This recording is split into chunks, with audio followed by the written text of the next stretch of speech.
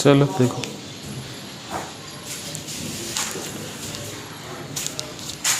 देखो इस कुछ आया समझ में? क्या कर सकते हैं? क्वेश्चन क्या बोला है कि the sum of first 7 term, पहला 7 टर्म का जो सम है वो कितना है? 63 है। ठीक है, पहला 7 टर्म का sum and the sum of its next 7 term, अगला 7 टर्म का सम कितना है? मतलब मैं अगर एपी की बात करूं, A1 से लेकर के A7 तक का जो सम है 63 है, और नेक्स्ट 7 टर्म का मतलब A8 से लेकर A14 तक का सम कितना है? आपको निकालना है इसका 28th टर्म कितना होगा। सर पहली बात तो 28th टर्म निकालने के लिए मुझे A चाहिए और D चाहिए। सर A और D पता चल जाएगा, 28th टर्म निकल जाएगा। और वही 28th टर्म निकालने के लिए मुझे ये कंडीशन और ये कंडीशन दे रखा है। तो सर अब हम क्या करेंगे, देखिए क्वेश्चन के अकॉर्डिंग चलेंगे। गिवन में क्या है? Given that sum of first 7 term, first 7 term का सम कितना दिया हुआ है? 63। सम ऑफ फर्स्ट 7 टर्म का मतलब क्या होता है? S7। कोई दिक्कत? S7 इज इक्वल्स टू क्या? यहां से क्या इक्वेशन नहीं बनेगा? हाँ, S7 को लिख सकते हैं 7/2 2a plus 7 - 1 into D. Sn का होता है n/2 2a plus n - 1 into D. तो S7 क्या होगा? तो 7/2 2a प्लस 7 - 1 इंटू, क्या यहाँ से एक इक्वेशन बनेगा? बनाओ इक्वेशन। ये 2 को क्रॉस ले जाओ यहाँ पे, या तो नहीं तो क्रॉस मत ले गो अभी। 7/2 क्या आ जाएगा यहाँ? 2a प्लस ये हो जाएगा 6d। बोलो, ये दोनों से 2 कॉमन निकाल के बाहर ले आओ। तो यहाँ से 7/2 2 बाहर निकाल दिए, बचा यहाँ क्या? a plus 3d is equals to 2 से 2 कैंसिल, 7 को डिवाइड में ले जाओ यहाँ पे, इंटू में है तो a प्लस 3d क्या आ जाएगा? 63/, तो a प्लस 3d क्या आ जाएगा? 9। क्या ये पहला इक्वेशन बना? सर फर्स्ट इक्वेशन में हमें जरा भी तकलीफ नहीं होगा बनाने में, थोड़ा सेकेंड इक्वेशन को ध्यान से समझेंगे। अब नेक्स्ट 7 टर्म का सम दिया हुआ है आपको, शुरू से लेकर के 14 तक का सम नहीं दिया हुआ है। S8 से लेकर के नहीं, A8 से लेकर के A14 तक का सम दिया हुआ है। तो हम डायरेक्ट वहां S14 थोड़े यूज करेंगे, S14 थोड़े है। हाँ, तो अब क्या करेंगे सर, यहां पे now sum of next 7 term क्या दिया हुआ है? नेक्स्ट 7 टर्म का सम 161 दिया हुआ है। अब समझना, मैं कहूं A1 से लेकर के A7 तक का सम आपको पता है, और फिर A8 से लेकर के A14 तक का सम आपको पता है। तो इसका सम है 63 और यहां से यहां तक का सम है 161। मैं आपसे कहूं पूरा A1 से लेकर के A14 तक का सम के लिए दोनों को ऐड कर देंगे तो नहीं आ जाएगा? तो हम यहां पर क्या S14 मतलब हम निकाल रहे हैं sum of first 14 term. First 14 term का सम क्या होगा? Sum of first 7 term plus sum of next 7 term. बोलो होगा कि नहीं होगा? ये समझने के लिए कर दिया हमने। सम ऑफ फर्स्ट 14 टर्म का सम कैसे निकालेंगे? पहला 7 टर्म का सम और नेक्स्ट 7 टर्म का सम, जो कि हमें पता है। Sir sum of first 14 term को हम S14 लिख सकते हैं, और सम ऑफ फर्स्ट 7 टर्म पहले क्वेश्चन में दिया हुआ है 63, और नेक्स्ट 14 टर्म का सम दिया हुआ है 161। तो तो बताओ पूरा शुरू से लेकर के 14 तक का सम इतना हो जाएगा, दोनों को ऐड करने पर जो आएगा सर बोलो 294। ये बात आया समझ में, क्योंकि डायरेक्ट वहां से इक्वेशन नहीं बनेगा सर, इक्वेशन हमें बनाना पड़ेगा, ऐसे होगा। तो अब बताइए S14 फिर ऐसे ही यूज करके इक्वेशन बनाएंगे कि नहीं? बनाओ।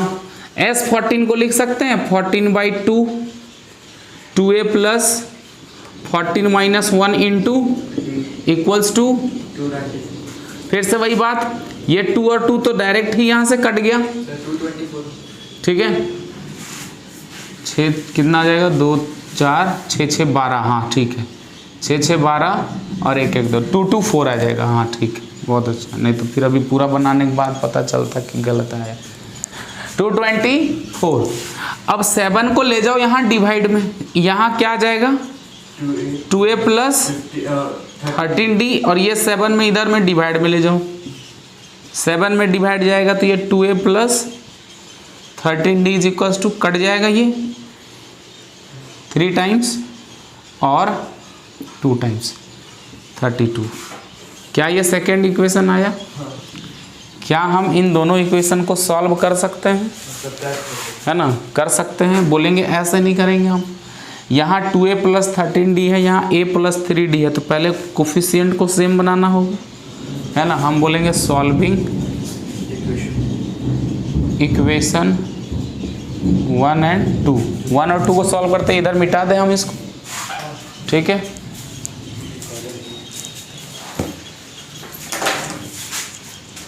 सॉल्व किया जाए फर्स्ट एंड सेकेंड इक्वेशन को।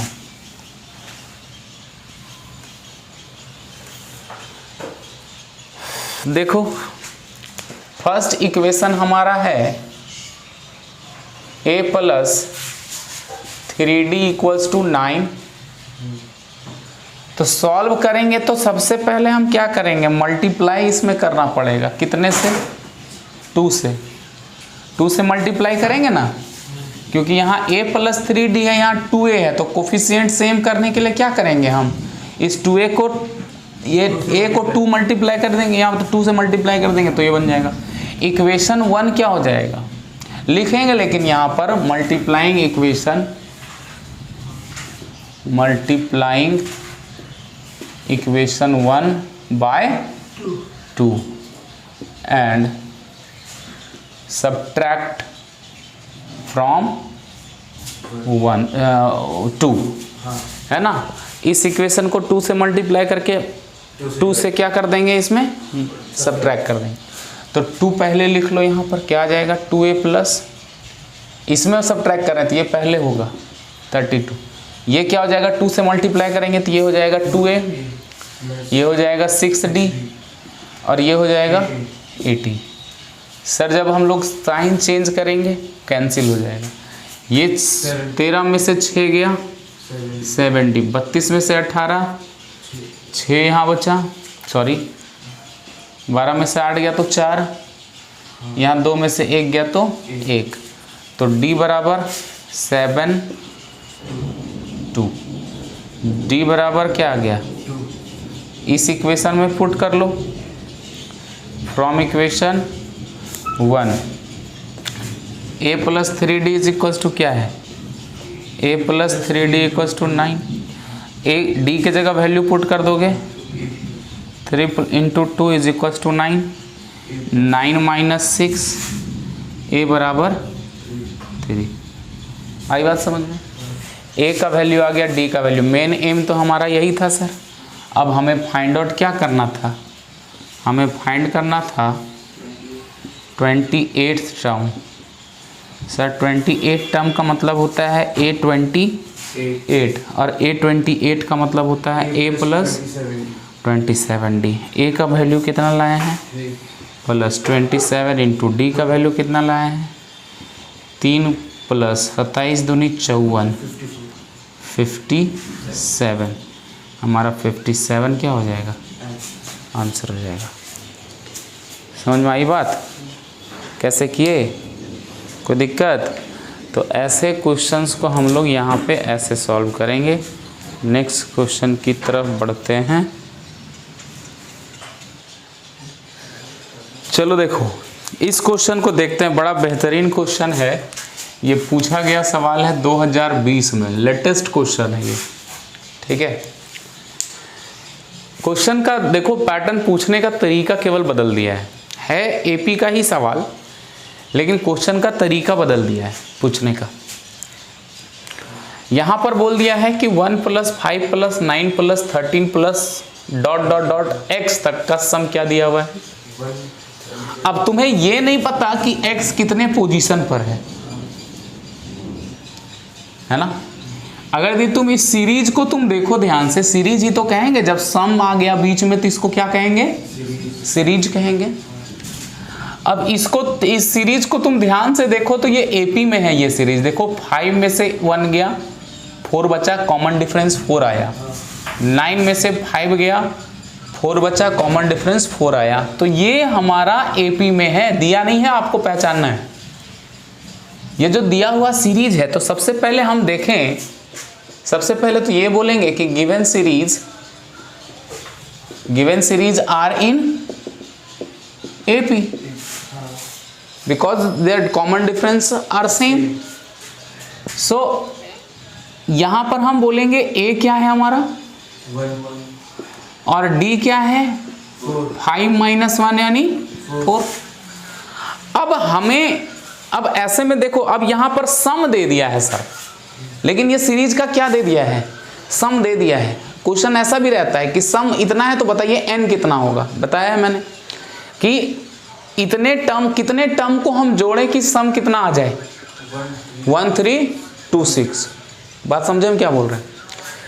अभी आप x को भूल जाओ, x को दिमाग में मत लाओ अभी, एक समय के लिए हम, अभी फिलहाल के लिए हम इस x को हम दिमाग में नहीं ला रहे हैं, ठीक। मेरा सवाल सिंपल है कि 1 + 5 + 9 + 13 प्लस ऐसे डॉट डॉट करते करते कितने टर्म को जोड़ा जाए कि जोड़ने पर आंसर जो सम है वो 1326 आ जाए। हमें चाहिए वो n का वैल्यू कि कितने टर्म को जोड़ने पर 1326 आया है। समझ में आ रहा है।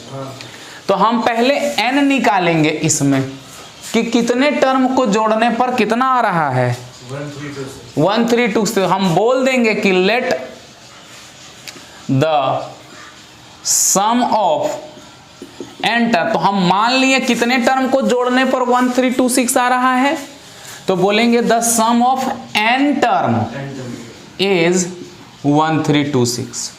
हम मान लिए कि ये सम ऑफ n टर्म क्या है 1326 है, यानी कि Sn मारेंगे बस, सम ऑफ n टर्म। n कैसे होगा, नींद से जागो, है ना, इतना असेंबली में होता है, नींद चैन से हम लोग असेंबली जागो तुम लोग असेंबली नहीं होता हमारे।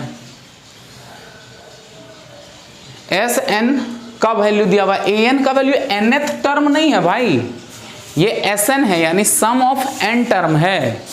n टर्म को जोड़ने पर कितना आ रहा है 1326 आ रहा है, क्योंकि यहां हमको पता नहीं कि इस सीरीज में कितने टर्म को जोड़ा जाए कि 1326 आए। तो हमने कहा कि n टर्म को जोड़ेंगे तो ये आ जाएगा, तो n निकाल लेते हैं, क्योंकि a और d तो हमें पता है। Sn का फार्मूला लगा दो, n/2 2a + n - 1 × d = 1326। Sir अब यहां पर हम क्या करते हैं, a और d का वैल्यू पुट कर देते हैं सर। 2a 2 × a का वैल्यू बताएं 1 + n - 1 × d का वैल्यू बताएं 4 1326। क्या ये इक्वेशन बनाओ, क्या ये बनेगा, n/2 2 × 1 2 प्लस 4 से मल्टीप्लाई कीजिए 4 × n 4n - 4 = 1326। फिर से सर यहाँ से 2 और ये वाला 4 सॉल्व हो करके क्या आ जाएगा n/2। यहाँ से अगर हम देखें तो ये आ जाएगा 4n और ये गया तो -2 बचेगा 1326। इन दोनों से 2 कॉमन निकाल लो, इन दोनों से 2 कॉमन निकाल लो, बचेगा n/2। इन दोनों से 2 निकालेंगे तो यहाँ 2 आ जाएगा। यहाँ पर क्या बचेगा 2n-1 बचेगा, 1 3 2 6 आ गया। यहाँ से 2 और 2 कैंसिल हो जाएगा।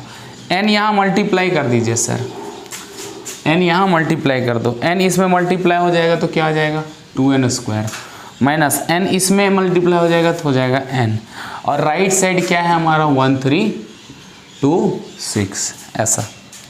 अच्छा उतना हम कहाँ मल्टीप्लाई करेंगे भाई, सॉरी उतना क्यों मल्टीप्लाई करें, फैक्टर तो आ ही गया हमारा। एक आया n इंटू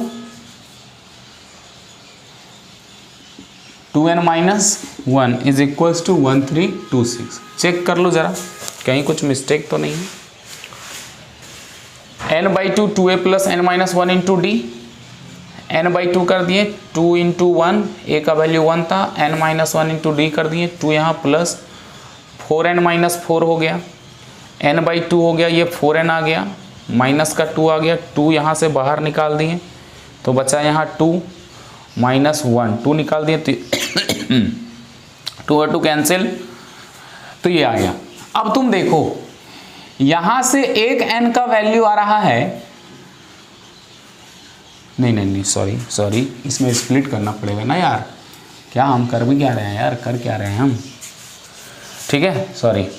यहाँ से मल्टीप्लाई करो क्या आ जाएगा, क्वाड्रेटिक बनेगा, 2n² माइनस क्या n, और राइट साइड क्या है 1 3 2 6, ये इधर ले जाओगे तो क्या आ जाएगा 2n² minus n minus 1 3 2 6 equals to 0। क्या बन गया हमारा, एक क्वाड्रेटिक बन गया, क्वाड्रेटिक बन गया।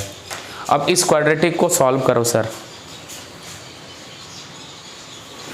इस क्वाड्रेटिक को सॉल्व करो। सॉल्व करने के लिए क्या करेंगे हम, स्प्लिट करेंगे। अब देखो इसको इससे मल्टीप्लाई करना होगा ना सर, ऐसे कैसे, तो अभी नंबर काफ़ी बड़ा हो जाएगा, तो उससे बेहतर होगा कि हम एक काम कर लेते हैं, डिस्क्रिमिनेंट का क्यों ना यूज कर लें, क्वाड्रेटिक फार्मूला यूज कर लेते हैं, है ना। हम निकाल देते हैं यहाँ से d का वैल्यू, d का वैल्यू हो जाएगा b² माइनस 4ac, b² यानी कि -1 का स्क्वायर माइनस 4 इंटू a यानी कितना है और c यानी कितना है बताओ, होगा ऐसा 1 का स्क्वायर 1 माइनस माइनस प्लस हो गया, मल्टीप्लाई तो यहाँ भी करना पड़ेगा सर, है ना, यहाँ भी नंबर बड़ा ही आएगा, पर उससे तो हो सकता है आसानी से बन जाए। 8 से मल्टीप्लाई करो इसको, 1 3 2 6, 8 से करेंगे 6 48 हो गया, 4 8 2 16 और 4 20, 2 बचेगा 8 3 24 और 2 26, 2 8 2 10, 10608 ऐड करेंगे तो 1060 क्या आ जाएगा 9 आ जाएगा क्या।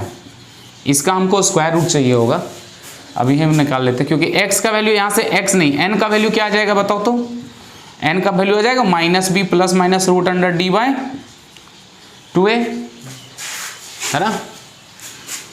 तो n बराबर माइनस का b तो 1 आ जाएगा, minus minus plus plus minus √106009 divided by 2 into 1 का वैल्यू 2 है, तो n का वैल्यू देखो क्या आ जा रहा है 10609 का क्यूब रूट स्क्वायर रूट निकालो बाबू, क्या आ जाएगा देखो 1 1 1 ख़त्म हो गया, 062 0 बार में जाएगा, है ना, 06 आ जाएगा, यहाँ 6 आ जाएगा और 09, तो 20 3 टाइम्स में जाएगा ना, हाँ, तो 10 क्या आ गया 3, तो 1 प्लस माइनस 103 डिवाइडेड बाय 4 हो गया ऐसा।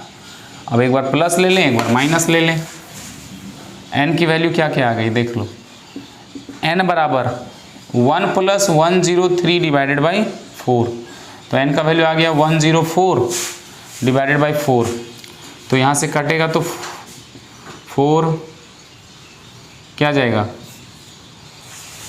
4 2 जाए 8, 2 बचेगा, 2 यहाँ जाएगा 6 बार में कट जाएगा, 26 टाइम्स में कटेगा ना, 6 चौका 24, 4 2 8 और 2 10, ठीक है। तो एक n का वैल्यू क्या आ गया, दूसरा n का वैल्यू देखो, n बराबर 1 minus 103 divided by 4, sir minus अगर दी आ गया है, माइनस का आ गया है 4, इसको काटने की ज़रूरत नहीं है वैसे, यहाँ पर ये वाला माइनस आ गया, वैसे कटेगा नहीं है, देखो ये कटेगा ही नहीं, है ना। तो आप यहाँ सीधा बोलें कि n का वैल्यू नेगेटिव आ गया, नंबर ऑफ टर्म्स नेगेटिव हो सकता है क्या, बोलेंगे n can't be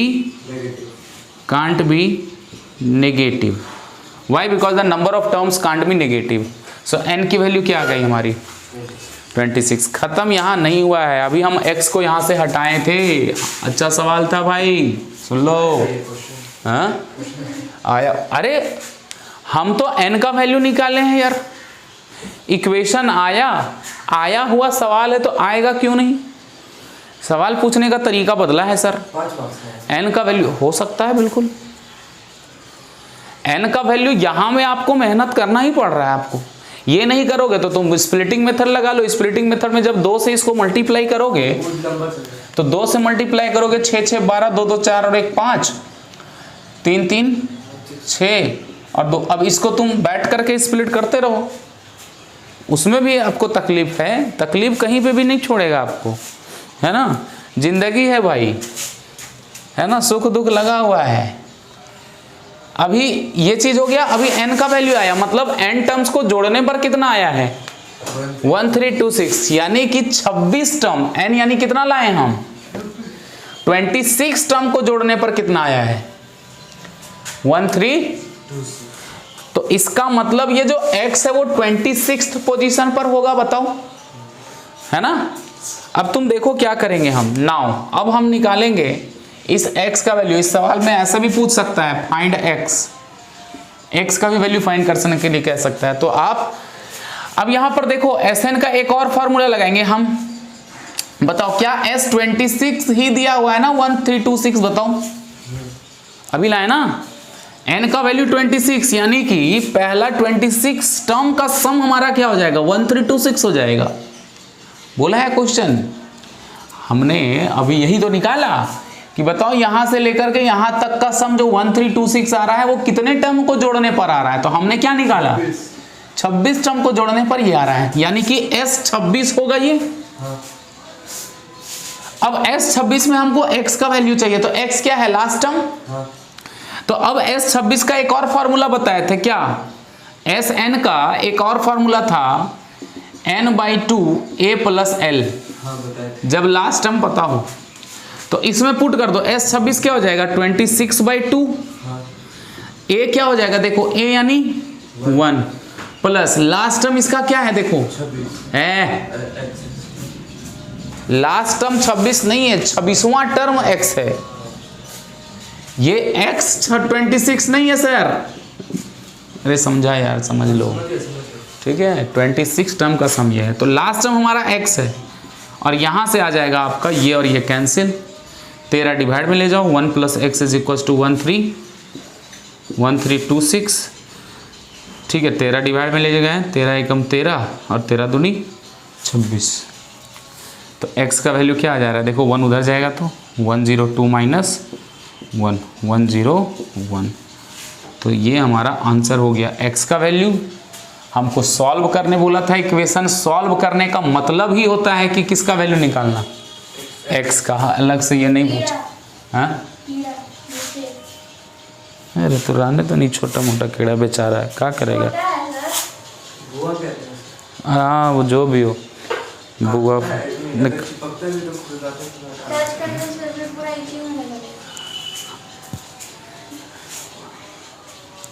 हम भी गांव के ही हैं और वो शुद्ध गांव होता है, उस वहाँ से ही है, सब जानते हैं ये सब के बारे में, थोड़ा आता है हमको भी। समझ में आया, कैसा लगा क्वेश्चन, है ना। सॉल्व इक्वेशन का मतलब ये है कि x का वैल्यू निकालना, तो इतना काम करेंगे तब जाके x का वैल्यू आएगा बाबू।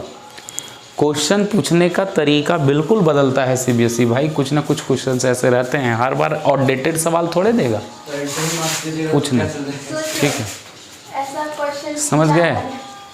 तो नहीं आएगा वैसा, ऐसे सवालों में ये मान करके चलो कि ऑप्शन मिल जाएगा, आपकी किस्मत अच्छी रही तो, ठीक है।